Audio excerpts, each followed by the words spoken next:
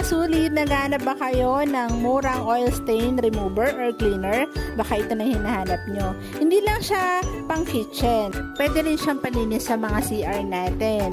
All-purpose siya, parang ganun. So, yung mga product or item na ginagamit ko mga kasulit, talagang minimake sure ko na legit siya at ginagamit ko siya. At para hindi naman masayang yung perang binabayad nyo, 'di ba? Bawat sentimo mahalaga. Kaya tara, samahan nyo ako maglinis ng CR namin.